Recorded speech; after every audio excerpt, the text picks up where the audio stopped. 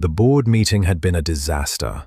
Dorian Kincaid pulled off his tie the moment his car turned into the estate's private driveway. 6 hours of screaming investors, 3 betrayals disguised as concerns, and 1 attempt by a rival family to quietly buy out his hotel shares from underneath him. He needed silence. He needed his kitchen, a glass of something old, and no one talking to him for at least 20 minutes. He got the silence. He did not get the peace. The main kitchen was dark, except for a thin strip of light leaking from the walk-in pantry. Odd. Staff weren't allowed in after 11, and it was well past midnight. Dorian's hand moved instinctively toward the small pistol he kept holstered under his jacket, old habits from a life he was trying to leave behind, before he heard it. A soft, satisfied hum. Someone enjoying food a little too much.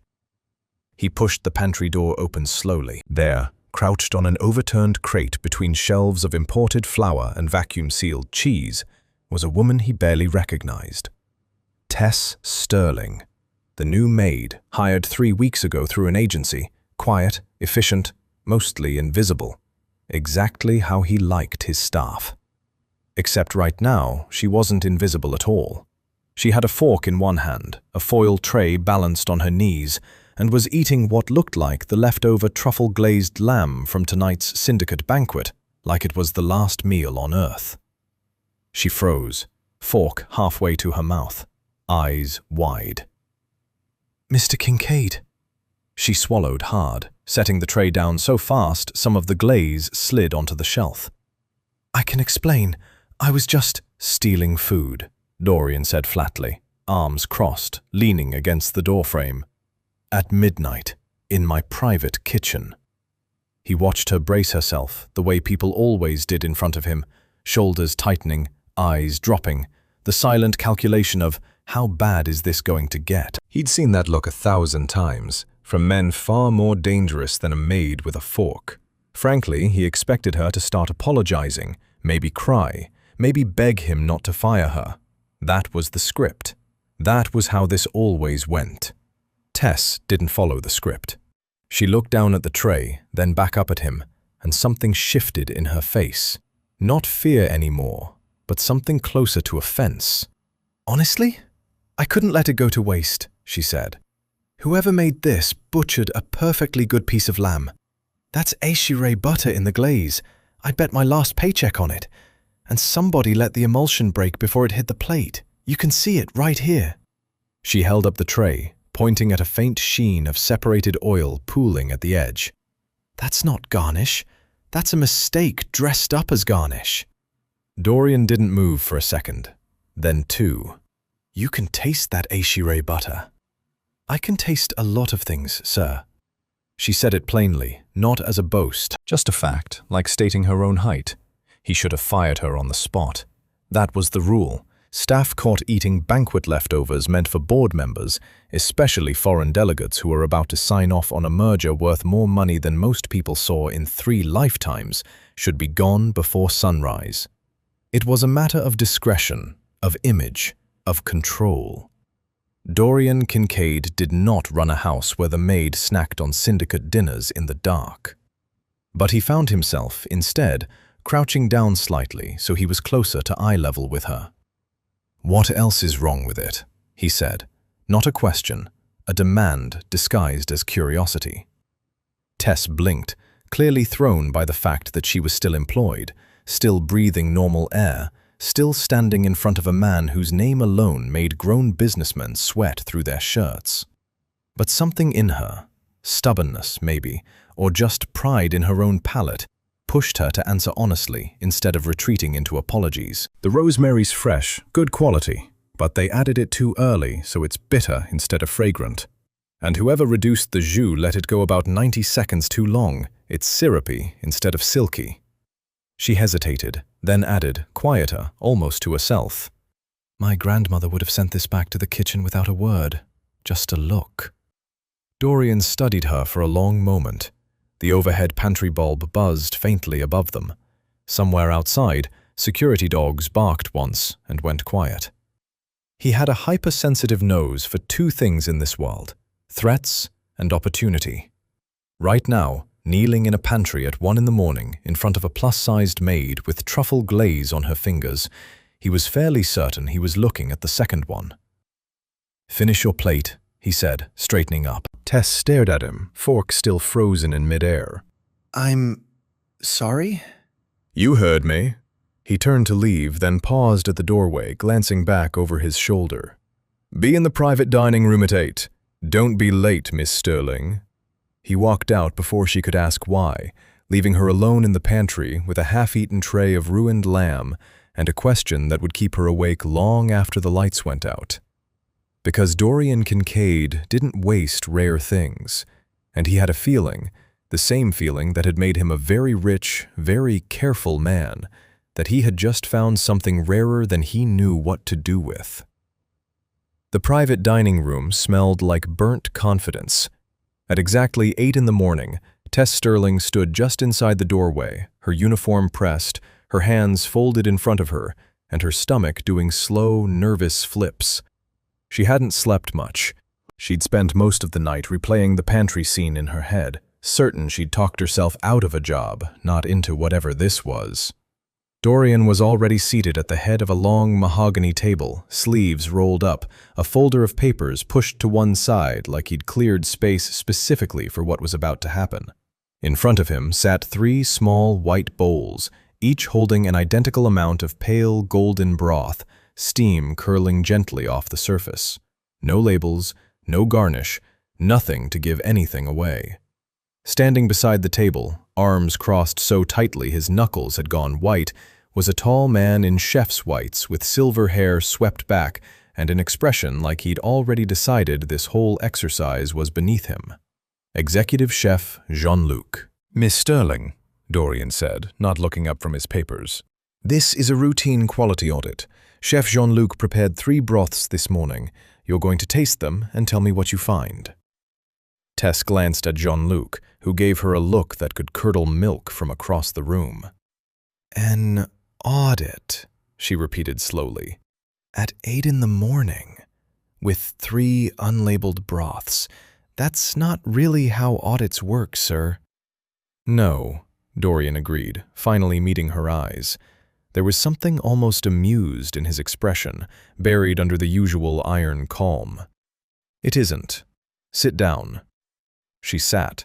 Jean-Luc didn't move from his spot, watching her the way a man watches someone about to fail spectacularly in front of him. Tess picked up the first bowl and brought it close, inhaling before she even tasted it. Then a small sip, holding it on her tongue longer than most people would think necessary. "Chicken base, but not just chicken," she said slowly. "There's duck bone in here too. Roasted first, not simmered raw. You can tell by the color and the depth. Thyme, bay leaf, and someone was generous with white peppercorn." She set the bowl down. "It's good, balanced. A little heavy on the pepper for my taste, but that's a preference, not an error." Jean-Luc's jaw tightened, but he said nothing. Dorian watched, silent, waiting. She moved to the second bowl, sipped, paused, sipped again, longer this time, her brow furrowing. "This one's wrong," she said. "Wrong how?" Dorian asked, leaning forward slightly. "The base is good, same quality as the first, maybe even better ingredients, but there's something underneath it, something that shouldn't be there." She swirled the broth gently, studying it like she could see through the liquid itself. "It's faint, almost hidden, but there's a synthetic edge to the aftertaste, something bitter and slightly metallic, like it's covering up something else. Like the stock underneath had gone a little past its prime, and someone masked it instead of tossing it."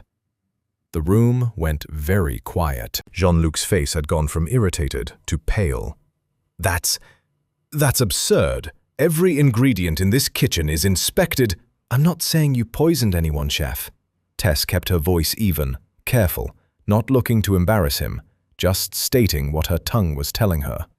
"I'm saying somewhere between the walk-in and this bowl, something got covered up instead of thrown out. I don't know why. I just know what I'm tasting." Dorian's eyes hadn't left her once during the entire explanation. He turned slowly toward Jean-Luc. "Is that possible?" Jean-Luc's mouth opened, then closed, opened again. There may have been a batch of stock nearing the end of its shelf window.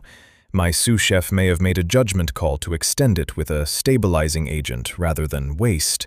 "A judgment call you didn't tell me about," Dorian said, voice suddenly flat and cold, in a way that made the temperature of the whole room seem to drop 5 degrees. "Serving compromised stock to board members on a $100,000 banquet. It was perfectly safe, sir, I assure you." "That's not the point." Dorian's tone made it clear the conversation with Jean-Luc was over, at least for now. He turned back to Tess, and something in his face had shifted entirely. The mild curiosity from the pantry had sharpened into something far more focused. The third bowl. Tess lifted it, tasted it, and almost smiled, despite the tension thick enough to cut with a knife. "This one's just good, honest broth. No tricks. Someone made this one with care." She glanced at Jean-Luc. "Probably not you, chef. No offense." Jean-Luc looked like he wanted to disappear into the floor.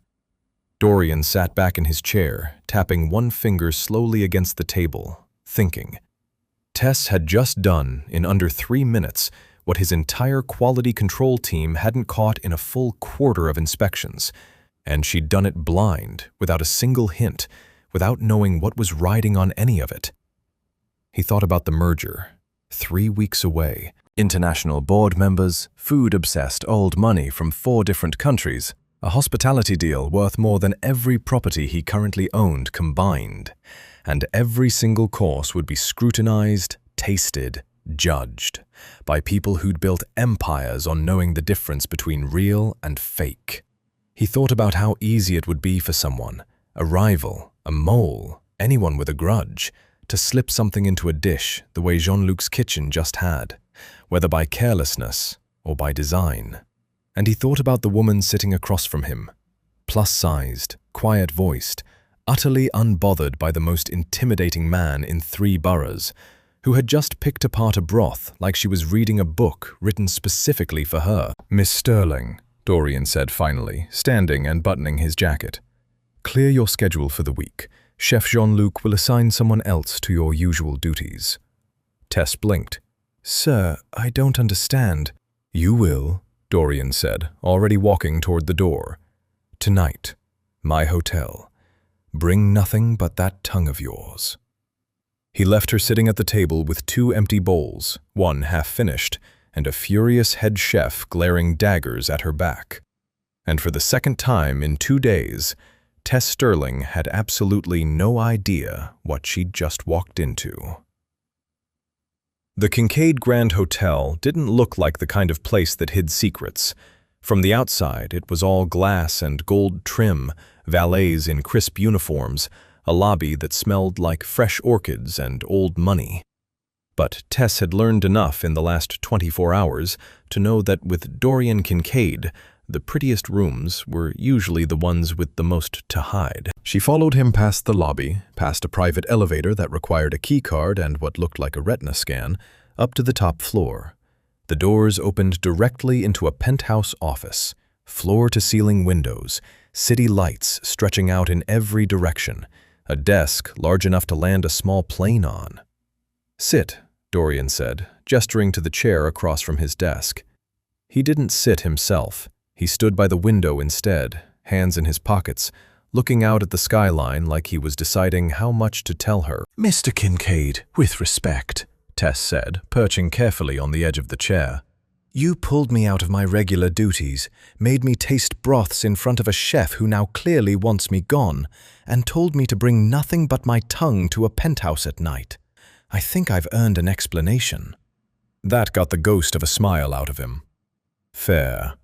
He turned to face her fully.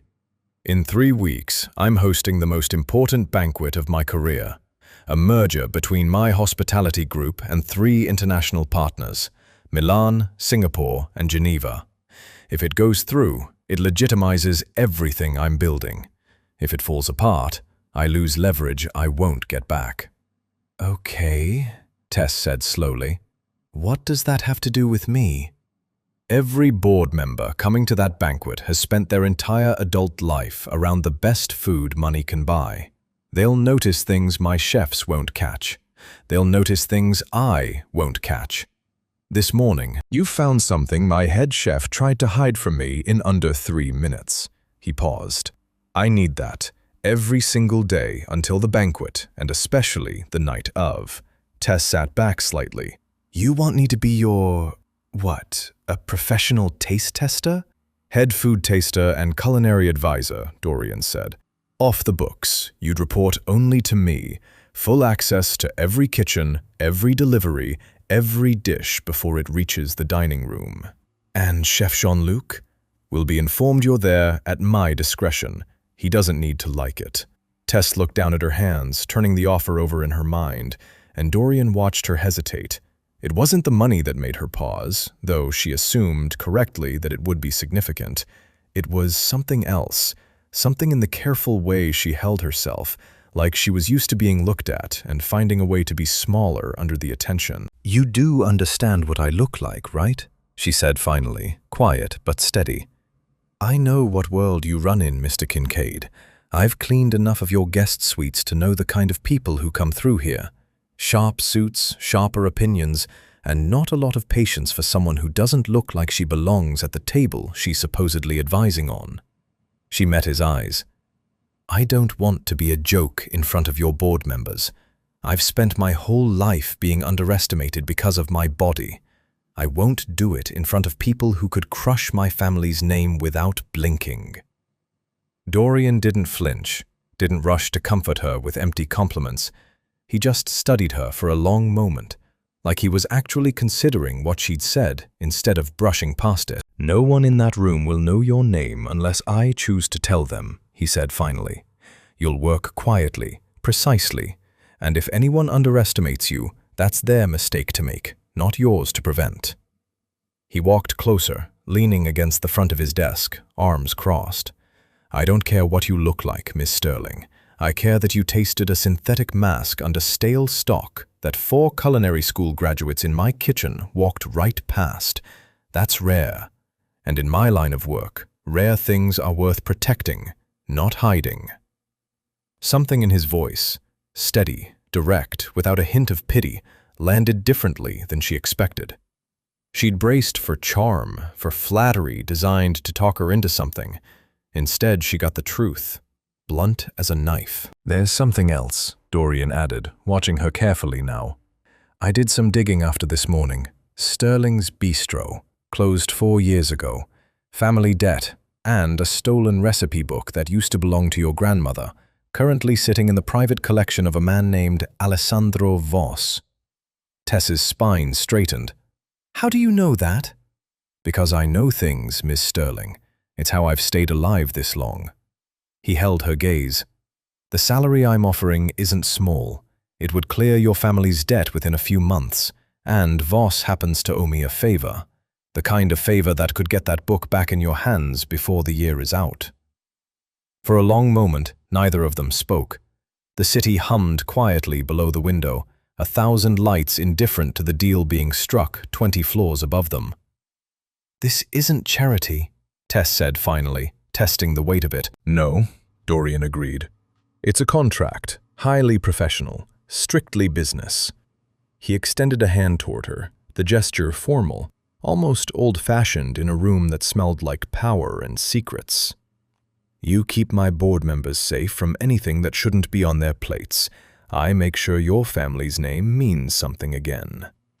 Tess looked at his hand for a long beat, weighing debts against pride, fear against opportunity, and the strange, unsettling pull she'd felt toward this cold, careful man since the moment he'd caught her elbow-deep in stolen lamb.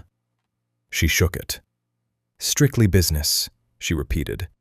Neither of them quite believed it, but it was a start, and somewhere beneath the marble floors and gold trim of the Kincaid Grand Hotel, the first thread of a much larger, much more dangerous plot was already beginning to unravel, waiting for exactly the kind of sharp, unshakable tongue Tess didn't yet know she'd need. Word travels fast in a hotel kitchen, and by the fifth night of Tess's new arrangement, everyone below the executive floor knew two things. The plus-sized maid was somehow reporting directly to Dorian Kincaid now, and Chef Jean-Luc had not stopped seething about it since the morning of the broth test. She found the note on her locker just after 10 p.m. Plain white card, elegant handwriting, no signature needed. Underground prep kitchen, midnight. Let's settle this properly. Tess almost laughed. Almost. Then she folded the note into her apron pocket and went anyway, because some part of her, the part that had spent 4 years watching her family's bistro get erased from Old Town's memory, wanted exactly this kind of fight. The underground prep kitchen was a different world from the polished dining rooms upstairs.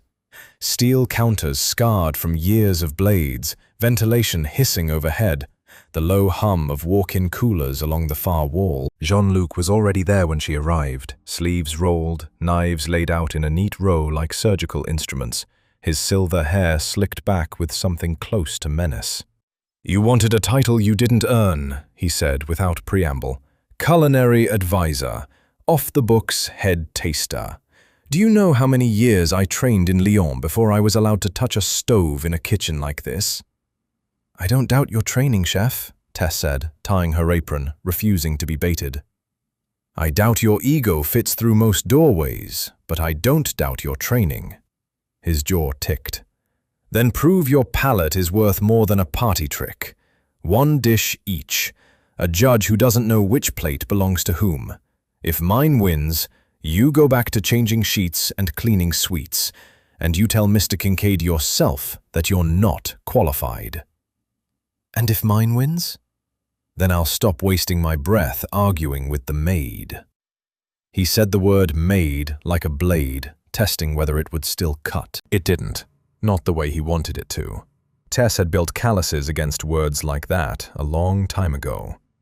The door at the far end of the kitchen opened, and Dorian walked in, jacket off, sleeves rolled to the forearm, looking like he'd come straight from a meeting he hadn't wanted to leave for anything less than this. He said nothing about the note, didn't ask who'd sent it. Clearly, he already knew, or didn't care how the arrangement had come about, only that it existed. "I'll judge," he said simply, taking a seat on a stool at the far counter, back deliberately turned. "Blind.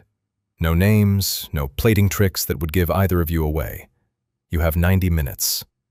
Jean-Luc smiled thinly and got to work immediately, moving with the sharp, showy precision of a man who'd spent his career being watched and admired for it. Sous vide equipment hummed to life. A torch flared. He began layering components with the fussy, architectural care of someone building a dish meant to be photographed before it was eaten. Tess worked differently, quieter. She pulled a pot of water to boil, reached for garlic, good olive oil, a small block of parmesan, a bundle of fresh basil she'd smuggled from the estate's herb garden that afternoon. Nothing exotic, nothing that would win an argument about technique. "Pasta," Jean-Luc said under his breath, not quite hiding his contempt as he glanced over. "You're making him pasta." "I'm making him something that tastes like it means it," Tess said, not looking up from the pan. She worked with the ease of someone who'd learned to cook standing on a stool too short for the counter, in a bistro kitchen that smelled like her grandmother's hands. Garlic bloomed gold in warm oil. She toasted the basil just enough to release its oil without bruising it bitter, finished the sauce with a splash of pasta water and a knob of butter, folding everything together until it turned glossy and rich. Simple. Honest. The kind of dish that didn't ask to be admired, it asked to be eaten, slowly, by someone who needed comfort more than spectacle. At 90 minutes, both plates went up on the counter, unmarked, steam rising from each. Dorian turned around slowly, studying the two dishes with the same careful focus he gave contracts worth 8 figures. Jean-Luc's was a small architectural triumph, foam, a delicate protein terrine, 3 kinds of reduction arranged in careful dots along the rim of the plate. Tess's was a shallow bowl of pasta, glossy with butter and basil oil, a generous shaving of Parmesan melting slowly into the heat. Dorian tasted Jean-Luc's first. A long pause. A slow nod, professional, appreciative, but distant, the way you nod at something impressive in a museum. Then he tasted the pasta. He didn't say anything for a long moment, just closed his eyes briefly, the exhaustion of the last 5 days finally cracking through the careful control he kept wrapped around himself like armor. "This one," he said quietly, opening his eyes. "This is the winner." Jean-Luc's face went through several colors before settling on something bitter and defeated. He didn't argue. He knew a real verdict when he tasted defeat in someone else's silence. He gathered his knives without another word and left, the kitchen door swinging shut hard behind him. Tess exhaled slowly, some tight coil in her chest finally unspooling. "You didn't have to be that honest." "I wasn't being kind," Dorian said, standing, walking closer to where she leaned against the counter. "I was being accurate." They cleaned up together after that, an unspoken agreement, sleeves rolled, working in a comfortable quiet that neither of them had expected. He washed, she dried. Steam curled off the sink between them, and somewhere in the rhythm of passing plates back and forth, the professional distance they'd both been so careful to maintain started to blur at the edges. "Why pasta?" he asked eventually, not looking at her, focused on a pan he didn't really need to scrub anymore. "Because everyone at that merger banquet is going to eat something designed to impress them," Tess said. "I wanted you to taste something designed to feed you instead." Dorian went still, the water still running between them, and for the first time since the pantry, he looked at her not like an asset, not like a solution to a problem, but like a woman he very much wanted to keep looking at. "Careful, Miss Sterling," he said quietly. "Strictly business, remember?" "I remember," Tess said, and neither of them believed it. Not even a little. 8 days into the arrangement, Tess had stopped flinching every time she walked into a room full of Dorian's staff. She'd learned the rhythms of the hotel, which sous chefs respected her now, which ones still whispered behind her back, which floor manager always saved her a coffee before the morning briefings out of quiet, unspoken solidarity. What she hadn't gotten used to, and doubted she ever would, was the tasting room itself. It sat 2 floors below the grand ballroom, a windowless space designed for exactly one purpose: dry runs. Every course for the merger banquet had to pass through it first, tasted, scored, approved, before it was ever allowed near a board member's plate. Today's session was dessert wines, 6 bottles, a dozen crystal glasses lined up under warm amber lighting, a sommelier named Etienne walking Tess through each one with the reverent seriousness of a man who considered wine closer to religion than beverage. "This is the crown of the evening," Etienne said, pouring the 4th glass, a deep garnet liquid that caught the light like stained glass. "A 1987 vintage, sourced through our external partner in Porto. Extremely rare, extremely expensive. It pairs with the final dessert course, the one meant to close the entire banquet." Tess lifted the glass, swirled it, let the aroma rise before she even brought it close to her lips. Dark fruit, oak, something faintly floral underneath, the kind of complexity that took decades to develop, honestly.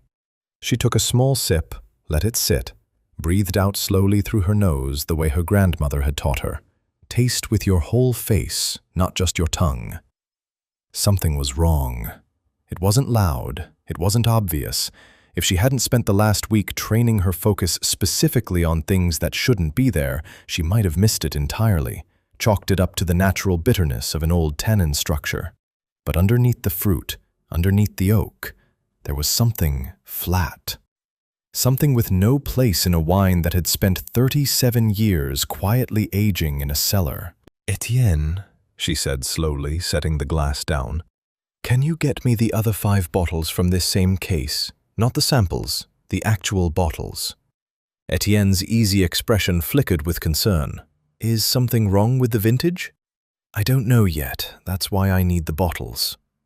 20 minutes later, all 6 were lined up in front of her, and Tess worked through them methodically. Small sips, long pauses, spitting into a bowl between each one, the way professional tasters did, though nothing about the tightness in her chest felt professional anymore. 4 of the bottles were clean, beautiful even, genuinely rare vintage, exactly what the label promised. 2 of them carried the same flat, almost imperceptible undertone she'd caught in the first glass. She had Etienne send for Dorian immediately. He arrived within 10 minutes, still in his shirt sleeves from whatever meeting she'd pulled him out of, and the moment he saw her expression, his easy stride shortened into something more careful, more alert.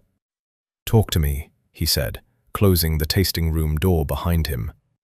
2 of the 6 bottles from this vintage case have something added to them, Tess said, pushing one of the flagged glasses toward him.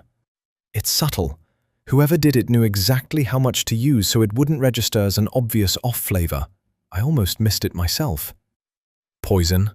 Dorian's voice had gone flat, controlled, the same tone she imagined he used right before people disappeared from his life, permanently. No, Tess said quickly. Not lethal. I don't think that's the goal at all, which is what worries me more. She hesitated, choosing her words carefully. I've read about compounds like this before.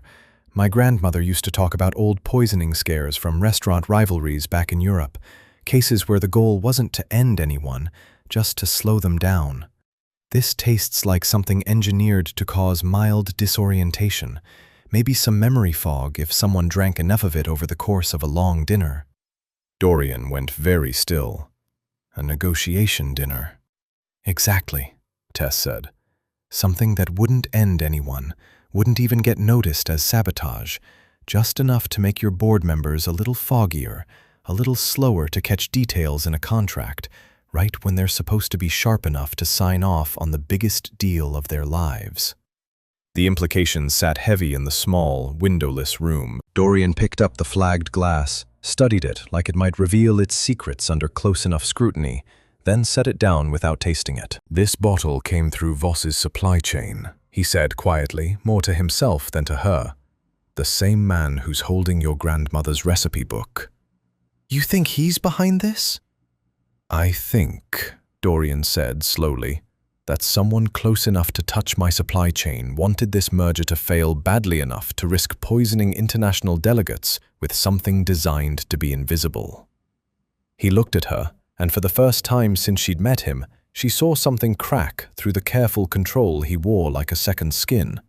Not fear, exactly, but the sharp, dangerous focus of a man realizing the ground beneath him wasn't as solid as he'd believed. Which means someone inside my own organization let it through, vetted it, signed off on it reaching this room. Tess felt the weight of that settle over her, too. Jean-Luc handles supply approvals for the tasting room. Dorian's jaw tightened, but he shook his head slowly. He's petty, vindictive, but this, he gestured at the wine, this takes patience, access, and connections he doesn't have. Someone used him, or he's protecting someone who does. He picked up his phone, already dialing security, his voice dropping into the low, commanding register she imagined he used when running the parts of his empire that never appeared on paper. He gave orders quickly, quarantined the entire case, pulled the shipping records, find out exactly who signed off on that delivery. And by the time he hung up, something in his expression toward Tess had shifted entirely. You just found something my entire security team missed, he said quietly. Something that could have compromised the biggest deal of my life in a room full of people who could destroy me for far less. I told you, Tess said, meeting his eyes steadily despite the fear still coiling low in her stomach. I don't do anything halfway. Not tasting, not warning you, not any of it. Dorian looked at her for a long moment, something unspoken passing between them, thick enough to feel. Gratitude, yes, but underneath it, Something raw, something neither of them had let themselves name yet. "We need somewhere private to talk this through," he said finally. "Somewhere without listening devices, without staff who might report back to whoever's behind this." Tess thought of exactly one place that fit that description. A place with dusty windows and a chalkboard menu that hadn't been updated in 4 years, sitting empty in Old Town, waiting for someone to walk back through its door. I know somewhere, she said quietly. Sterling's Bistro sat on a quiet corner of Old Town, sandwiched between a shuttered bookshop and a laundromat that never seemed to close. The windows were fogged with 4 years of dust. The hand-painted sign above the door faded to a whisper of its original green and gold. Tess still had the key. She'd never been able to bring herself to give it up, even after the bank had taken almost everything else. She let them in through the back, past the alley where delivery trucks used to unload crates of tomatoes every Tuesday morning, into a kitchen frozen in time. Pots still hung from the overhead rack, dulled with dust.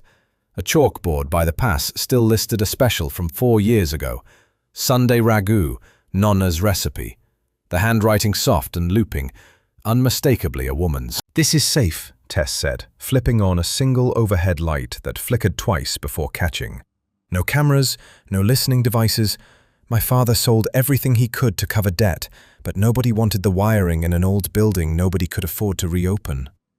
Dorian stood in the doorway for a long moment, looking around at the space with an expression Tess couldn't quite place.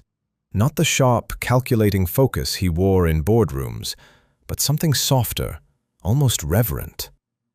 "I've been here before," he said quietly. Tess turned, surprised. "What?" "Years ago, before any of this." He gestured vaguely at himself, at the weight of everything his name carried now. "I was 23. My father had just handed me control of half the syndicate's legitimate businesses and none of the training to handle it. I used to walk for hours just to clear my head, and I'd end up here, at a table in the back, ordering whatever the special was that night." He walked slowly toward one of the dust-covered booths, running his fingers along the edge of the table like he was checking whether the memory was real. "There was a girl who worked the kitchen sometimes, younger than me. She never came out to the front, but I used to hear her laughing through the pass window while she cooked. I never even learned her name." Tess's breath caught somewhere in her chest. "That was me." Dorian looked at her, and something in his carefully controlled composure finally gave way entirely. "I know," he said. "I knew the moment I tasted that pasta in the underground kitchen. Nobody cooks like that by accident. It's the same hand, the same instinct." He shook his head slightly, a small disbelieving laugh escaping him. "I spent years thinking about a bistro that fed me better food than anywhere else I could afford to eat, and I never once thought to ask who was cooking it." Tess sank slowly into the booth across from him. The weight of the coincidence, or maybe it wasn't a coincidence at all. Maybe some threads had simply been pulling toward each other long before either of them noticed, settling heavy and warm in her chest. "I used to watch you sometimes," she admitted, quiet, like the confession cost her something. "Through the pass window. You always looked so tired, so much older than you should have been at 23. I used to wonder what kind of life made a person carry themselves like that." She traced a finger along a scratch in the table's surface. "I never imagined I'd end up working for you, tasting your wine for poison, sitting across from you in my dead family's restaurant." "I'm sorry," Dorian said, and the words seemed to surprise even him, like he didn't say them often. "For what happened to this place. If I'd known—" "You didn't know," Tess said gently. "And it's not your fault my father made bad deals with worse people. This place closed because of debts that had nothing to do with you." She looked around the kitchen, at the pots still hanging, the chalkboard still holding a menu no one would ever order from again. "Some nights I still dream about it. The smell of garlic hitting hot oil, my grandmother yelling at me in Italian because I'd let the pan get too hot. I miss it more than I know how to say." Dorian was quiet for a long moment, watching her with an intensity that made her feel exposed in a way that had nothing to do with fear. "You talk about this place like it's still alive," he said. even after everything. It is, somewhere, Tess said. Just waiting. Something shifted between them then. The careful walls both of them had built out of necessity, out of self-protection, out of the simple fact that a mafia boss and his maid weren't supposed to sit across from each other in an empty bistro, trading pieces of their past like small, fragile gifts. Dorian reached across the table, not quite touching her hand, just close enough that she could feel the warmth of it. "I didn't hire you because I needed a taster," he said quietly. "Not really. I hired you because for the first time in longer than I can remember, someone looked at me and saw something other than a name on a ledger or a threat to be managed. You corrected my chef's technique before you even knew who I was. You didn't flinch." He paused, choosing his next words carefully, like he understood the weight they carried. "I don't know how to be anything other than careful, Tess. It's kept me alive. But I don't want to be careful with you." Tess felt something in her chest crack open, warm and terrifying all at once. She'd spent years building armor against exactly this kind of moment, against men who saw her size before they saw her, against a world that had taught her to expect disappointment dressed up as kindness. But nothing about the way Dorian looked at her right now felt like pity, or like a man settling for less than he wanted. It felt like he'd chosen her, deliberately, with his eyes open. "This is a terrible idea," she said softly, even as she let her hand finally meet his across the table. "Probably," Dorian agreed, his thumb brushing gently over her knuckles. "I've built an empire on terrible ideas that worked out exactly right."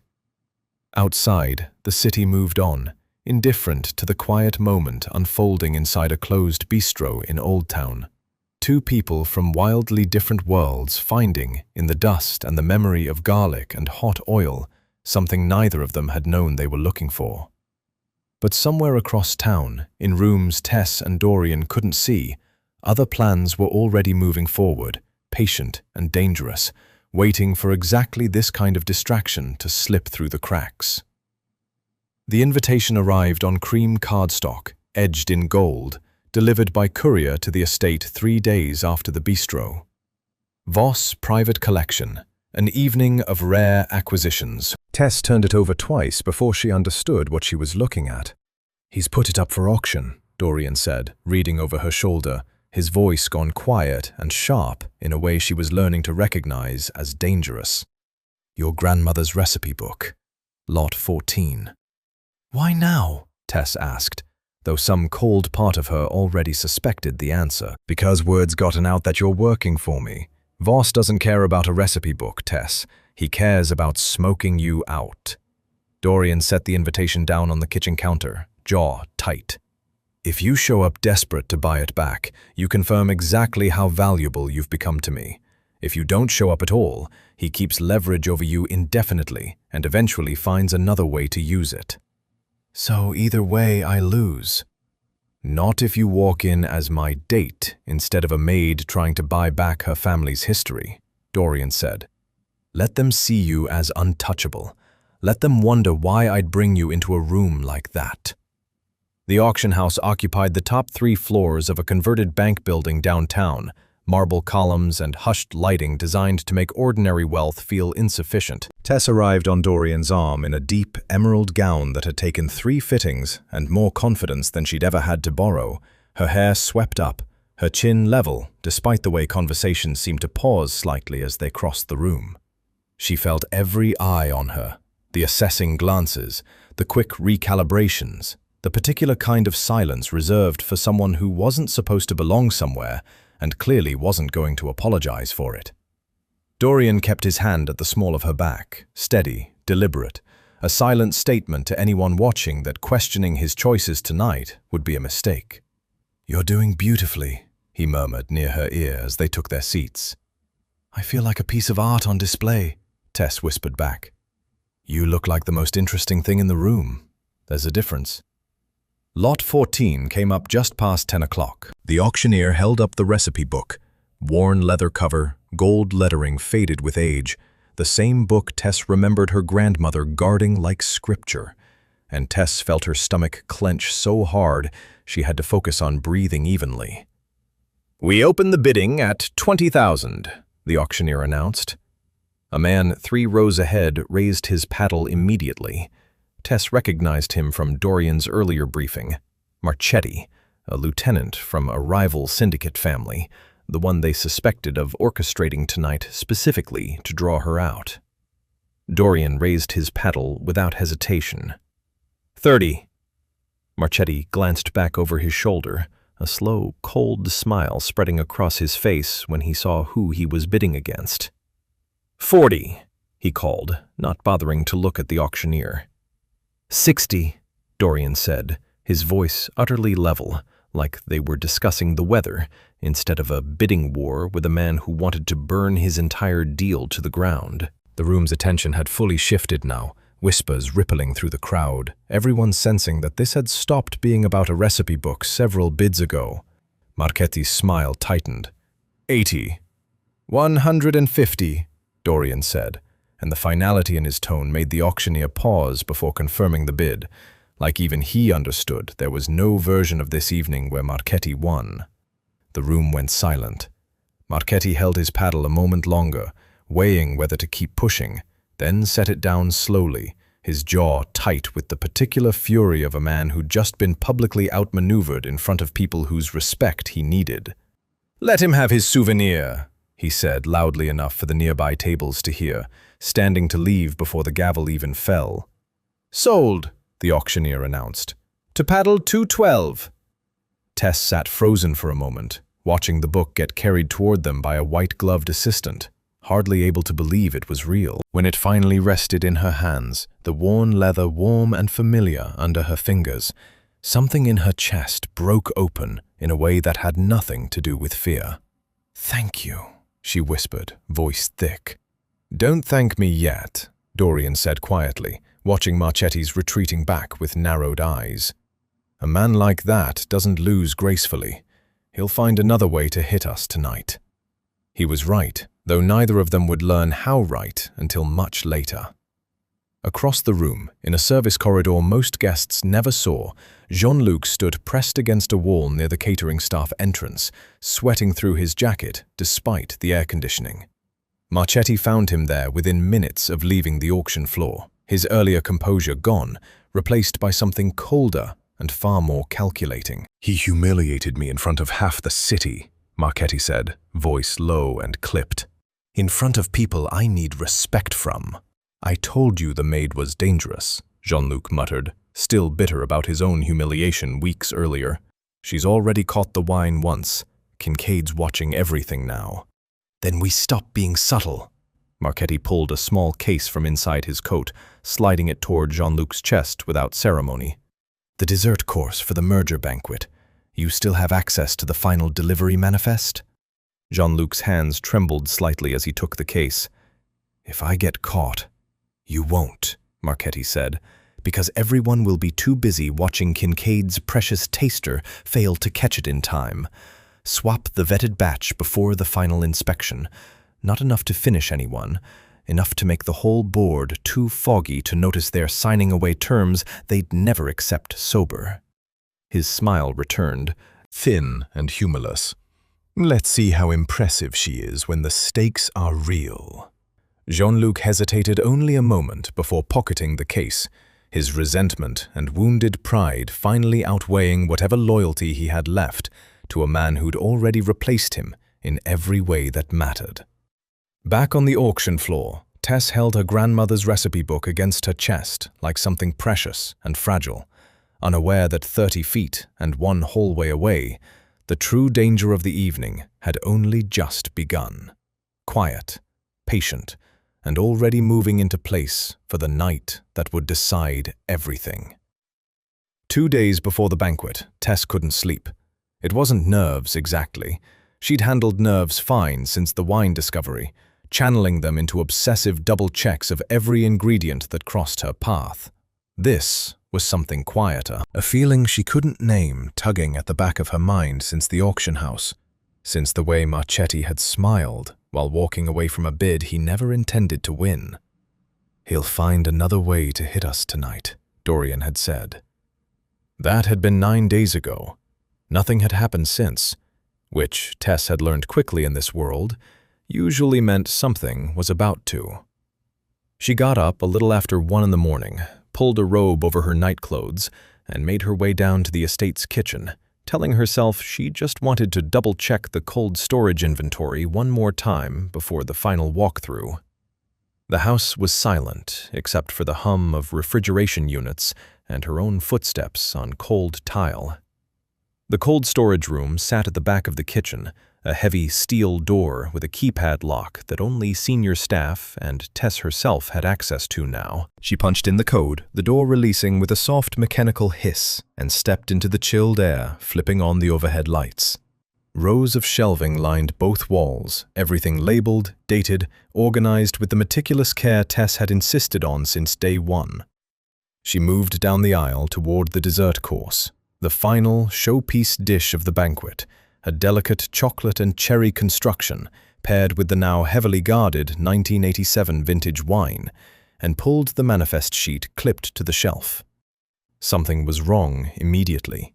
The batch numbers didn't match. She'd personally verified this exact shelf 2 days earlier, tasted samples from the approved batch, signed off on every component herself. But the trays in front of her now carried different lot numbers, subtly altered packaging, the kind of difference that would be invisible to anyone who hadn't spent the last 3 weeks memorizing every label in this room like scripture. Heart hammering, Tess pulled a small sample from the nearest tray, working quickly, professionally, the way she'd trained herself to move under pressure. She dabbed a fingertip's worth against her tongue, waiting, breathing slow. There it was, fainter than the wine had been, cleverly folded into the bitterness of dark chocolate where it would be nearly impossible to detect. But unmistakably the same flat, wrong note she'd caught in that tasting room 8 days earlier.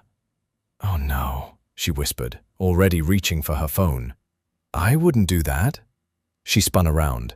Jean-Luc stood in the doorway of the cold storage room, blocking the only exit, his chef's whites replaced by plain, dark clothes, his usual arrogance gone, replaced by something jittery and desperate.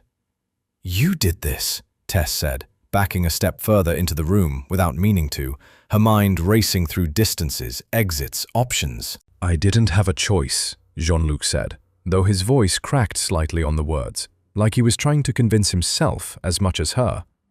"You destroyed my reputation the moment you walked into that dining room. Marchetti offered me a way to fix it." "By poisoning a room full of board members." "Not poisoning," Jean-Luc snapped, though the panic in his eyes suggested he wasn't entirely certain of that himself. "Disorienting them, that's all. Nobody dies. It just needs to work long enough to sink the deal, and then everyone goes back to their lives and I go back to being respected, instead of replaced by a maid who got lucky with a good tongue." "Get out of my way, Jean-Luc." Tess kept her phone gripped tight in one hand, thumb already hovering over Dorian's contact. Instead, Jean-Luc stepped fully into the room, pulling the heavy steel door shut behind him with a metallic clang that echoed off the shelving. "I can't let you make that call." For a terrifying second, Tess's mind went blank with the pure animal instinct of a trapped person. Then something steadier took over, the same steadiness that had carried her through every crisis her family's collapse had thrown at her, through years of being underestimated and proving people wrong anyway. She was not going to be locked in a freezer by a mediocre chef with wounded pride. Jean-Luc lunged for the phone, and Tess sidestepped, using her weight the way years of kitchen work had taught her, braced, grounded, hard to move. She drove her shoulder into his chest, sending him stumbling back into a shelving unit hard enough to rattle the trays above him. He grabbed for her wrist instead, but Tess twisted free, years of hauling 50-pound flour sacks and heavy stock pots giving her a strength he clearly hadn't expected from her. "You don't want to do this," she said, breathing hard, putting herself between him and the door. "I don't have a choice," Jean-Luc said again, quieter this time, like the fight was already draining out of him. He made one more grab for her, off balance and desperate, and Tess used the momentum against him, shoving him sideways into the narrow, dry storage alcove at the back of the cold room, the small pantry closet, where extra shelving equipment was kept. She slammed the door shut before he could recover his footing, throwing the manual bolt latch on the outside with hands that were shaking now that the adrenaline had somewhere to go. "Let me out!" Jean-Luc's fists pounded against the door, muffled and useless against the thick metal. "You can explain it to Mr. Kincaid," Tess said, already backing toward the main door, phone finally free in her hand, dialing Dorian's number before she'd even fully caught her breath. He answered on the second ring, voice rough with sleep. "Tess?" "The dessert course has been swapped," she said, words tumbling out fast, urgent. "Same compound as the wine. Jean-Luc's behind it. He's locked in the dry storage closet in the cold room right now, and I need you here before he finds another way out or someone comes looking for him." There was a beat of silence on the other end, sharp and dangerous, and when Dorian spoke again, his voice had dropped into the low, controlled register she'd only heard once before, in the tasting room, right before he'd called security. "Don't move," he said. "I'm coming down now. And Tess..." "Yeah?" "You did exactly the right thing." She sank back against the steel door of the cold storage room, breathing hard, the flagged sample still faintly bitter on her tongue, and allowed herself exactly 1 moment to shake before straightening her spine and waiting for Dorian's footsteps on the stairs. The banquet was 2 days away. Someone had just tried to sabotage the biggest deal of Dorian Kincaid's life from inside his own kitchen, and Tess Sterling had been the one standing between that plan and the people it was meant to hurt. The grand ballroom of the Kincaid Hotel had never looked more magnificent, or more precarious. Chandeliers threw warm gold light across white linen tablecloths. String musicians played quietly in the corner. Delegates from Milan, Singapore, and Geneva mingled with their translators and lawyers, champagne glasses catching the light, the low murmur of 4 languages blending into something almost musical. To anyone watching, it looked like the most successful night of Dorian Kincaid's career. Only Tess and Dorian knew how close it had come to falling apart 2 nights earlier. Jean-Luc was gone, quietly removed from the property the morning after the cold storage confrontation, his confession extracted by Dorian's security team with an efficiency that made Tess grateful she'd never have to know the details.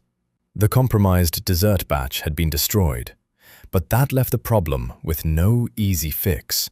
The banquet was in 6 hours, and the entire final course, the showpiece dessert meant to close the most important dinner of Dorian's life, had vanished along with the man who was supposed to make it. "I need a new dessert course," Dorian had said that morning, standing in the kitchen with the particular calm of a man holding a crisis together through sheer will. "Something worthy of closing this deal, something safe." "I need lead of this kitchen," Tess had answered, and he hadn't argued.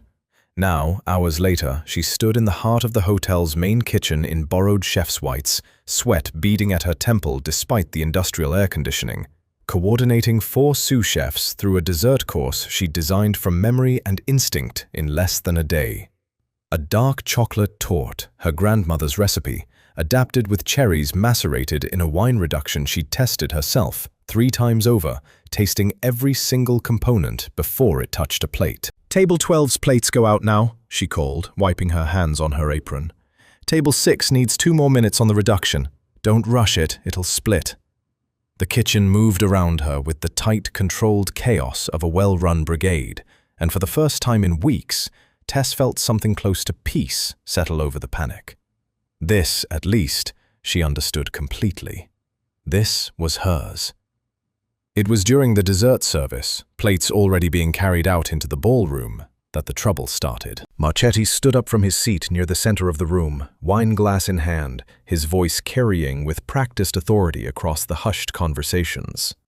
"Before we continue," he announced, loud enough that every table turned toward him, "I think the board deserves to know that this establishment recently experienced a significant contamination scandal in its kitchen.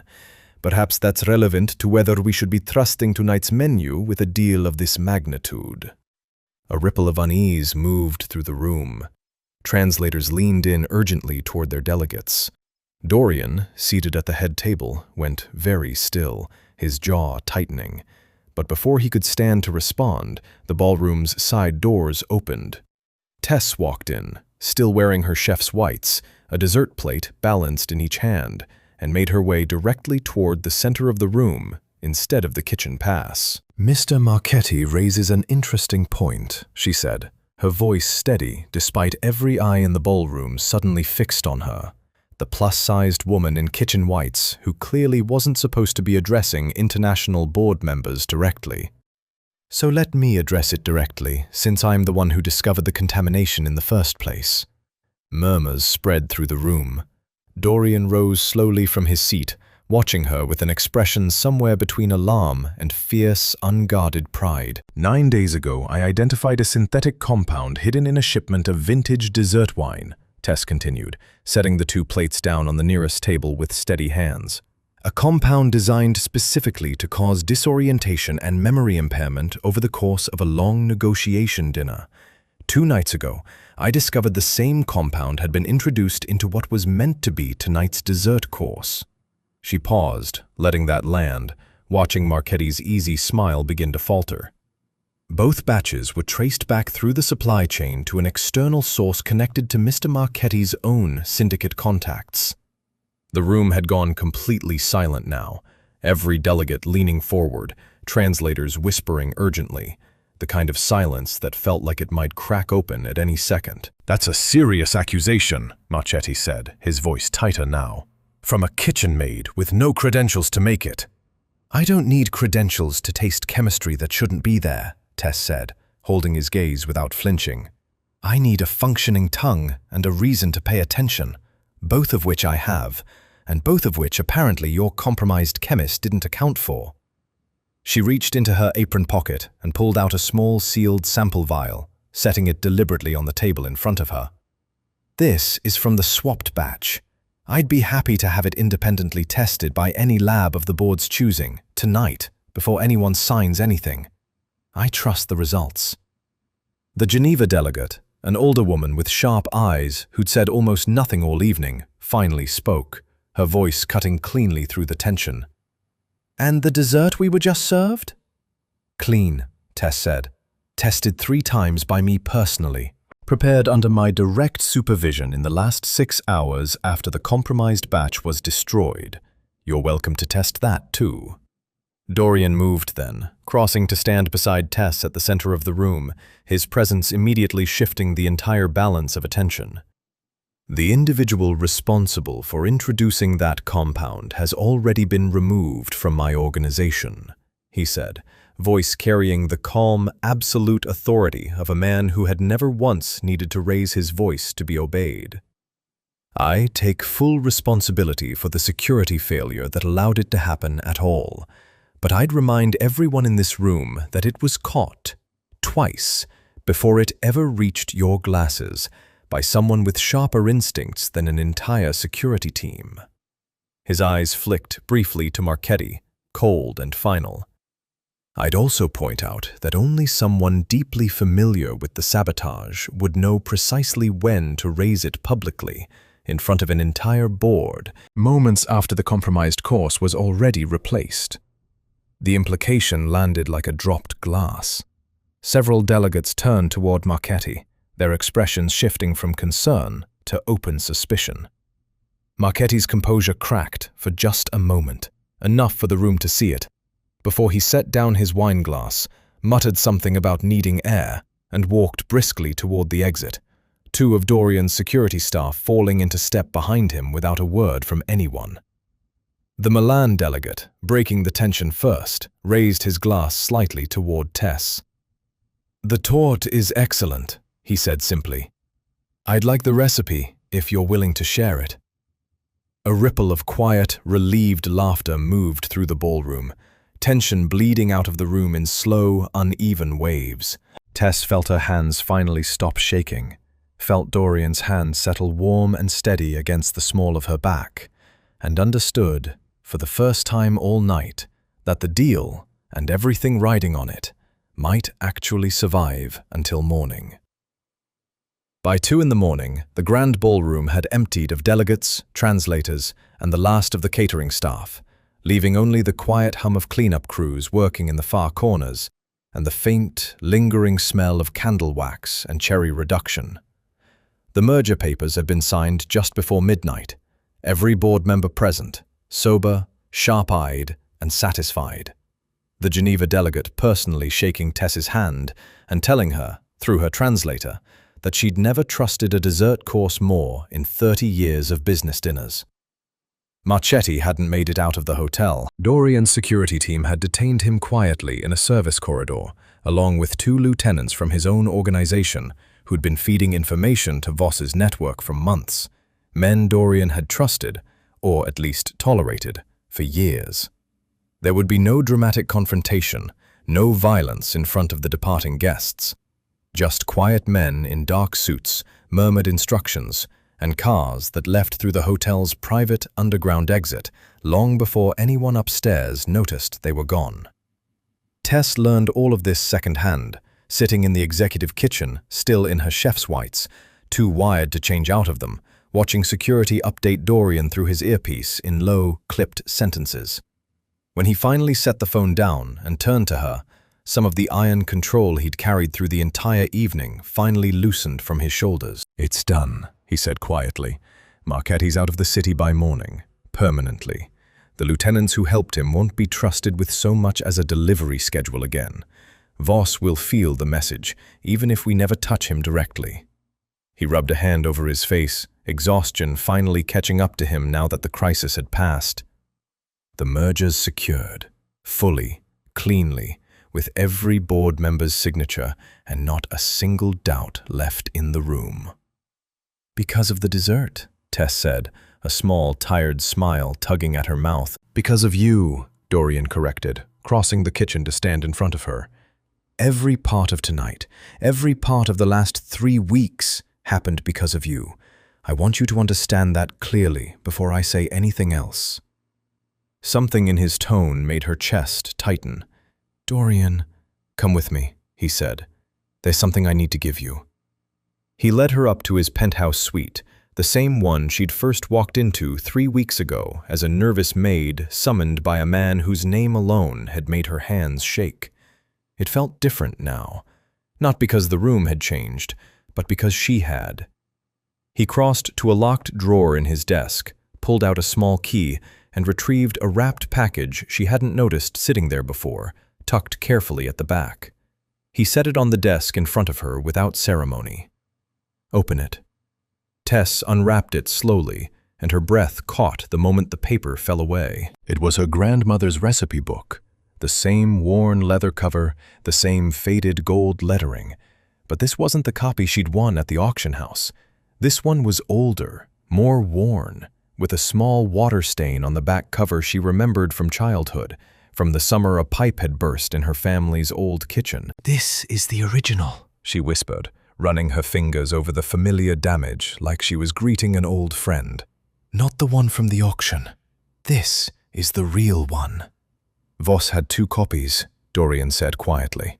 "The one at auction was a very convincing forgery, good enough to fool most collectors, good enough to make Marchetti believe he was luring you into a trap over something genuine. The real book has been in my possession for months." Tess looked up sharply. "Months? How long have you had this?" Dorian held her gaze steadily, something vulnerable moving behind his usual composure. "Since before you ever worked for me. I bought it from Voss almost a year ago, quietly, through a broker who never mentioned my name. I told myself at the time it was an investment, a favor called in for no particular reason." He shook his head slightly, a small, self-deprecating smile tugging at the corner of his mouth.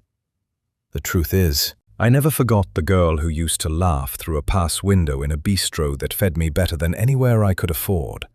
When I heard the recipe book had ended up in Voss's collection, I bought it before I even let myself examine why it mattered so much to me." Tess stared at him, the weight of what he was telling her settling slowly, undeniably. "You've had this the entire time, even before the pantry, before any of this?" "Yes." You could have just given it to me. Any time these last 3 weeks. I could have, Dorian agreed. But I wanted you to know me first. Not as the man who could buy back your family's history, but as the man who watched you correct a chef's technique without flinching, who trusted your instincts enough to build a plan around them, who stood beside you in that ballroom tonight and understood exactly how much I owe you. He stepped closer, close enough that she could feel the warmth radiating off him, close enough that the space between them felt charged with everything neither of them had said out loud yet. I told myself this was strictly business. I think we both knew that stopped being true somewhere around a pantry full of stolen lamb. Somewhere around a bowl of broth for me, Tess said softly, her heart hammering in a way that had nothing to do with fear anymore. Dorian reached up, gently tucking a loose strand of hair behind her ear, his hand lingering against her cheek. I've spent my whole life being careful with everything. My empire, my name, the people I let close enough to matter. I don't know how to do this halfway, Tess. I never learned how. His voice dropped, quiet and unguarded in a way she'd never heard from him before. I love you. Your sharp mind, your unshakable instincts, the way you've never once let this world make you smaller than you are. I don't want careful anymore. Not with you. Tess felt something crack wide open in her chest. Years of armor, years of bracing for disappointment dressed up as kindness, finally giving way to something she hadn't let herself hope for. I love you too, she whispered, and when Dorian leaned down to kiss her, gentle and certain, the recipe book resting between them on the desk like a quiet blessing, Tess finally understood that everything she'd lost, the bistro, her family's name, the years of being underestimated, had led her exactly here, to a man who saw all of her and wanted every part of it. Outside the penthouse windows, the city glittered on, indifferent and beautiful, utterly unaware that somewhere above it, two people who'd spent their whole lives being careful had finally decided to stop. 3 months later, Old Town looked different. Sterling's bistro no longer sat dark and dust-covered on its quiet corner. The windows had been replaced, cleaned until they caught the afternoon light like something new. The hand-painted sign above the door had been restored, green and gold gleaming again, though Tess had insisted on keeping the original lettering style, the same looping script her grandmother had chosen decades ago. Inside, the old wooden tables had been refinished, the kitchen equipment updated but arranged exactly the way she remembered from childhood. The pass window still positioned so a cook could hear laughter drifting in from the dining room, the way she used to laugh while Dorian sat in a booth he never knew belonged to memory. Tonight was the grand reopening, and the bistro was full for the first time in 4 years. Tess stood near the kitchen pass, watching the dining room from a distance she still sometimes couldn't quite believe was real. Her father, seated at a corner table, tears in his eyes he kept trying to blink away. Old regulars who'd heard the news and shown up just to see if the rumors were true. And Dorian, moving easily through the crowd in a way that still surprised her. No longer the careful, guarded man who'd once needed a locked penthouse office to feel safe. He'd changed almost as much as the bistro had.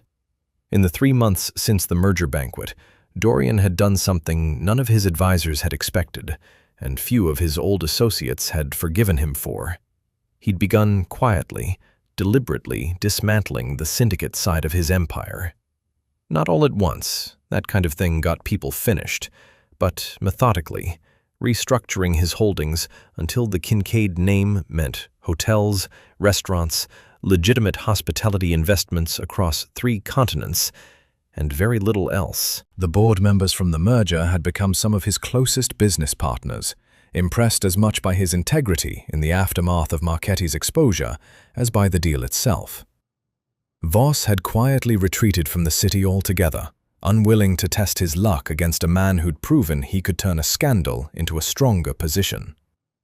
"You're staring," Dorian said, appearing beside her at the pass with 2 glasses of wine, offering her one. "I'm making sure this is real," Tess said, taking the glass, letting her shoulder lean into his.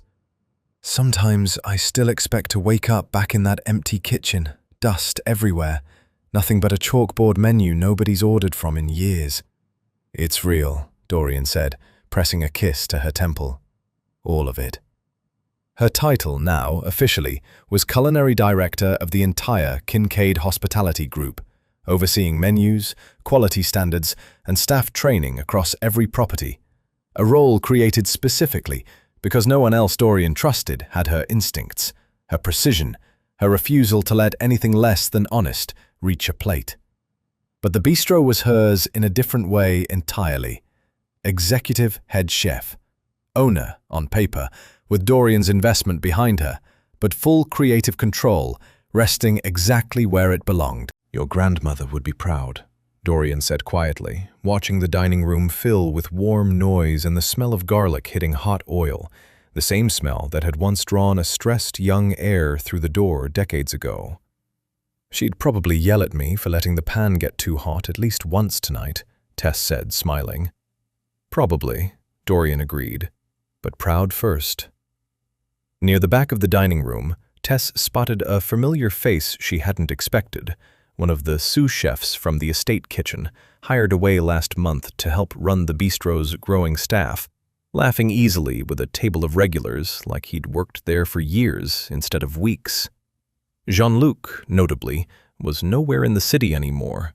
The last Tess had heard, he'd taken a quiet position at a mid-tier restaurant 2 states away, his ambition finally tempered by consequence. She didn't think about him often. There wasn't room for it, not with everything else that had grown to fill the space where old fear used to live. Later, after the last guests had trickled out and the staff had finished the closing cleanup, Tess and Dorian stood alone in the small garden behind the bistro. A space that had once been an overgrown patch of weeds and broken pavers, now restored with string lights overhead and a handful of herb pots lining the low brick wall, basil and rosemary and thyme, growing exactly where her grandmother used to keep them. "I have something for you," Dorian said, reaching into his jacket pocket. "If this is another rare vintage wine, I reserve the right to taste test it first," Tess said, arching an eyebrow. "It's not wine." He pulled out a small velvet box, and Tess felt her breath catch entirely, the string lights blurring slightly at the edges of her vision, as he opened it to reveal a simple, elegant ring, understated in a way that felt entirely deliberate, entirely her. "Dorian, I've spent my whole life being careful," he said, echoing words from 3 months earlier in a penthouse office that felt like a different lifetime now. "Careful with my empire, careful with the people I let close, careful enough to survive a world that would have destroyed anyone who wasn't. But you taught me something I didn't know I needed, that the things worth having are the ones you stop being careful with entirely." He took her hand gently. "I don't want a strictly business arrangement anymore, Tess. I never really did. I want a life. A real one, built on something honest, the way you build everything else." Tess looked down at the ring, then up at him, at the man who'd walked into a dark kitchen expecting to fire a maid, and instead found the one person who'd never once let his name or his money make her smaller than she was.